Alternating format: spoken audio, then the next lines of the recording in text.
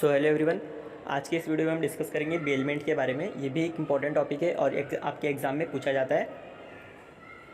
तो स्टार्ट करते हैं। सेक्शन 148, अगर आप अपने एग्ज़ाम में सेक्शन से आंसर स्टार्ट करते हो तो गुड इम्पैक्ट पड़ता है।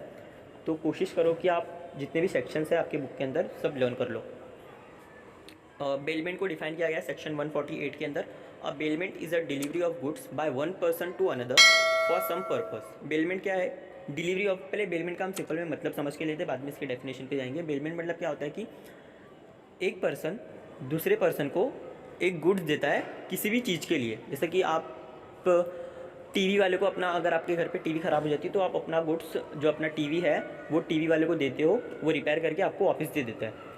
तो इसी कॉन्ट्रैक्ट को हम बोलते हैं बेलमेंट। बेलमेंट क्या है? Is the delivery of goods by one person to another.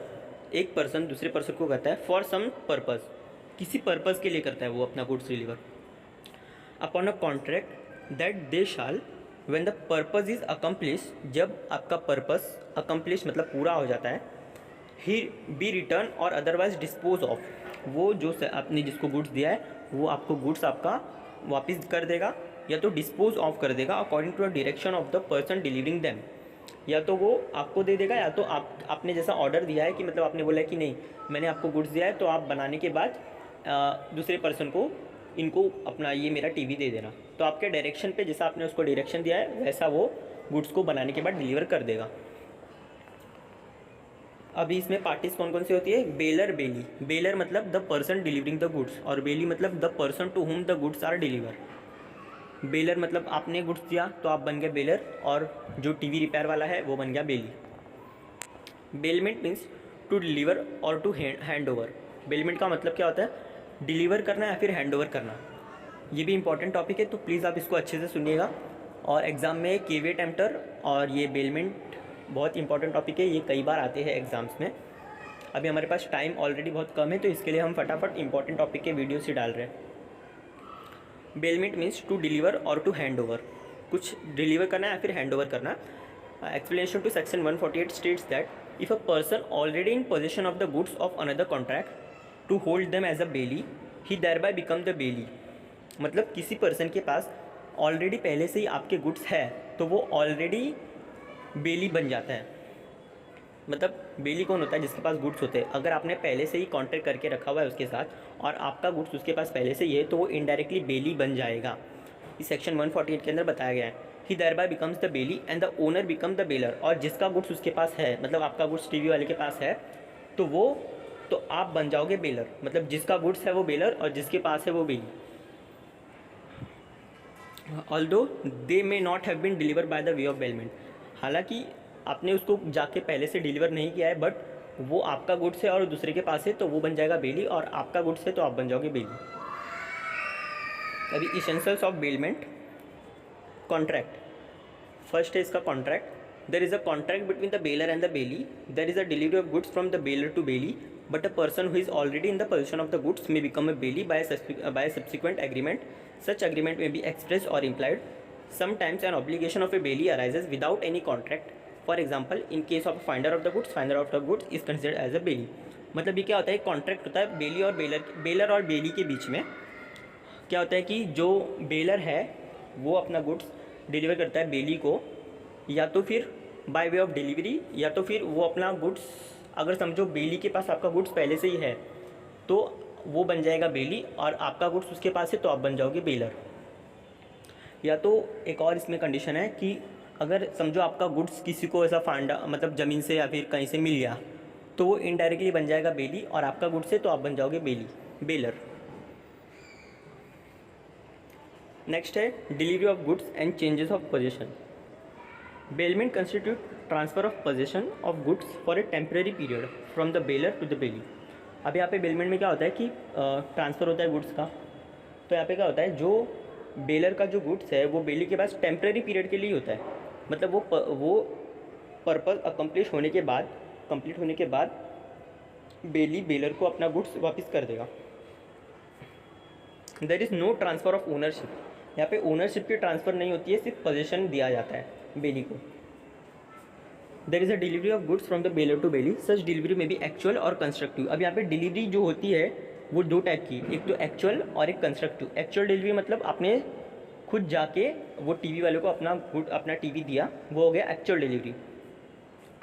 और कंस्ट्रक्टिव डिलीवरी मतलब कैसा कि समझ लो आपके पास कार है, तो कार की जो पोजीशन है, आपने कार नहीं दिया पर कार की जो पेपर्स है वो सब, मतलब उसका पोजीशन जो भी मेन डॉक्यूमेंट्स है, उसका की है, उसका पेपर है, जो भी लाइसेंस है, वो सब आपने उसके पोजीशन दे दिए, वो होता है कंस्ट्रक्टिव डिलीवरी। एक्चुअल डिलीवरी में be made by actual handling over something, while symbolic delivery or constructive delivery may be made by doing anything which has the effect, ये लाइन मैंने, which has the effect of putting the goods in the possession of the intended bail. For example, delivering a bill of lading on a railway receipt. इसमें example दिया है कि मतलब railway receipt में कैसा होता है कि जो मालगाड़ी होती है उसके अंदर से जो भी गुड्स आते हैं, स्टेशन मालगाड़ी आती है, स्टेशन पे रुकती है, तो जिसके पास भी वो रेलवे रिसिप्ट होगा ना, तो वो गुड्स उसी आदमी को मिलेगा। मतलब ज़रूरी नहीं है कि वो गुड्स उसी का होना चाहिए, बस जिसके पास रेलवे रिसिप्ट है उसको वो गुड्स मिल जाएगा। थर्ड है delivery of goods is for specific purpose.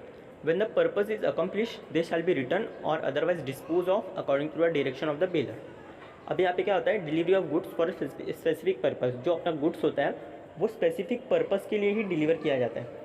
वो पर्पस कंप्लीट होने के बाद जो बेली है वो वापस से बेलर को, जिसने उसको गुड्स दिया था, मतलब बेलर उसको वापस से दे देगा, या तो उसके डायरेक्शन पे, मतलब उसने जिसको बोला है देने के लिए वो उसको वापस दे देगा। फोर्थ पॉइंट है movables only. The bailment can be only of movables, that is the goods. अभी ये जो डिलीवरी होती है ये खाली गुड्स की हो सकती है, अभी इमूवेबल प्रॉपर्टी की डिलीवरी नहीं हो सकती, जैसे कि लैंड, बिल्डिंग, ये सब की डिलीवरी नहीं हम कर सकते, तो खाली गुड्स की ही डिलीवरी होती है। और बेलमेंट कॉन्ट्रैक्ट इसी के ऊपर डिपेंड है, मूवेबल्स के ऊपर। नेक्स्ट है return of specific goods. The bailee must return the specific goods either to the bailee or somebody according to the direction of the bailor as soon as the specific purpose for which the goods were bail is over.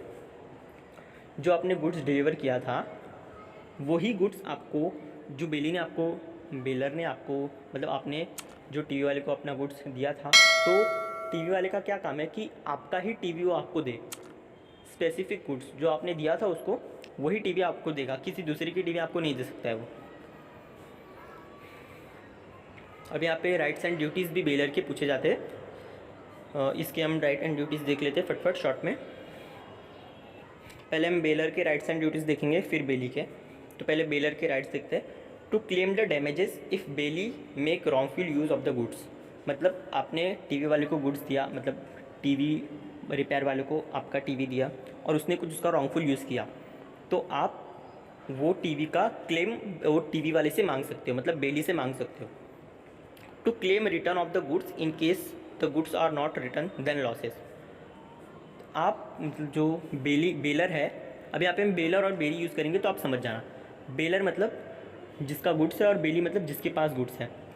Baler मतलब कि जिसका भी goods है वो अपने goods को बेली से return मांग सकता है, उसका क्लेम मांग सकता है return. To claim proportionate share when the goods are mix by the bailee. अभी बेली ने क्या किया, आपका गुड्स मतलब आपके टीवी का पार्ट्स और दूसरे टीवी का पार्ट्स, मतलब उसके घर के टीवी का पार्ट्स उसने मिक्स कर दिया है, तो आप उसमें प्रोपोर्शनेट शेयर अपना मांग सकते हो। To claim damages due to mixing up of the goods. अभी आपके मतलब उसने आपका टीवी लिया और खुद का टीवी दोनों मिक्स कर दिया, तो उसके वजह से क्या हुआ कि आपका टीवी ख़राब हो गया और ख़राब हो गया, तो आप उससे जो मिक्सिंग की वजह से जो डैमेजेस हुआ है वो आप उससे क्लेम कर सकते हो। ये हो गया बेलर का राइट। अभी इसका ड्यूटीज़ क्या है, to put bailee into position of the goods. ये तो उसका राइट हो गया, मतलब वो उसका हक है। अभी इसका ड्यूटीज़ क्या होता है, ड्यूटीज़ मतलब ये इसको करना पड़ेगा। To put the bailee into position of the good. जो बेली है उसको गुड्स के पोजीशन में ला के देना, मतलब जब तक आप टीवी दोगे नहीं तब तक वो रिपेयर कैसे करेगा, तो उसका काम क्या है कि बेली को गुड्स के पोजीशन देना गुड्स का। To disclose the material fault in the goods build. मतलब जो भी आपका टीवी है, आपके टीवी के अंदर समझ लो कलर, मतलब वो डिस्प्ले उड़ गया है, ब्लैक एंड वाइट दिखता था, तो आपने वो टीवी वाले को बताया नहीं, तो उसका अलग से कॉस्ट आता है। तो अभी आपको पहले से उसको बता देना है कि इसका जो कलर फिल्टर है वो पहले से उड़ा हुआ है।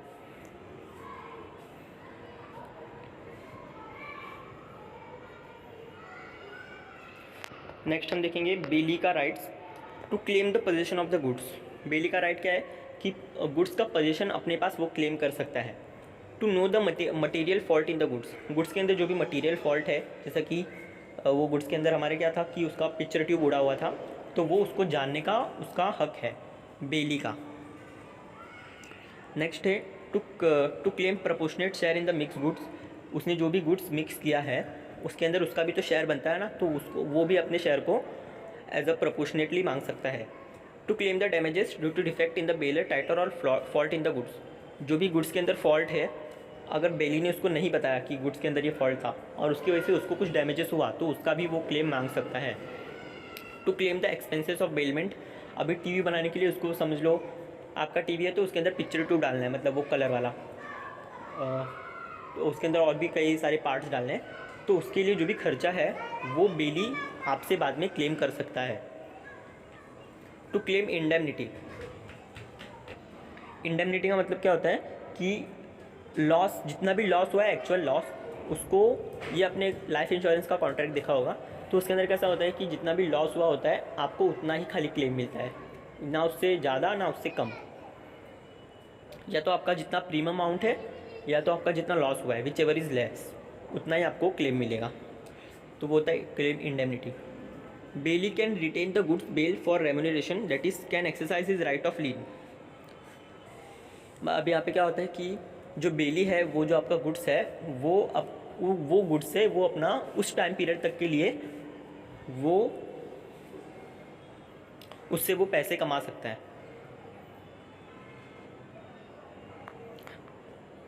अभी इसका ड्यूटीज हम देख लेते हैं बेली का। To take care of the goods that that man of a prudence, मतलब जो भी आपने बेलर ने बेली को गुड्स दिया है तो बेली को वो गुड्स का ध्यान ऐसे रखना है कि जो एक नॉर्मल इंसान अपने गुड्स का जैसे ध्यान रखता हो वैसे। Not to make wrongful use of the bail goods, जो भी गुड्स उसको बेल किया गया है उसका रॉन्गफुल यूज़ वो नहीं करना चाहिए। Not to mix up bail goods with his own goods, जो भी बेल गुड्स है उसको अपने ओन गुड्स से उसको मिक्स नहीं करना चाहिए। और लास्ट पॉइंट है टू रिटर्न बेल गुड्स, मतलब जो भी बेल किया हुआ गुड्स है उसको रिटर्न करना वापस बेली को। अभी हमने ये rights and duties of bailor and bailee ये भी कंप्लीट कर दिया है। एग्जाम में ज़्यादा करके what is bailment and explain the rights and duties of the baler, या तो फिर बेलर का पूछेंगे या तो फिर बेली का पूछेंगे। लायबिलिटीज़ इतना आता नहीं है पर आप फिर भी एक बार गो थ्रू कर लेना। पर ये जो टॉपिक है ये आप छोड़ के जाना मत, ये और कीवे टेम्पटर और आगे भी मैं इंपॉर्टेंट टॉपिक्स के वीडियो और भी 3-4 वीडियो आएंगे इंपॉर्टेंट टॉपिक्स के, उसमें हम ये सब और भी जितने भी इंपॉर्टेंट है सब कवर अप करेंगे। तब तक के लिए keep learning and keep supporting. अपने फ्रेंड्स ग्रुप में भी ये वीडियो को शेयर करना ताकि उनको भी हेल्प हो। अब मिलते हैं नेक्स्ट वीडियो में।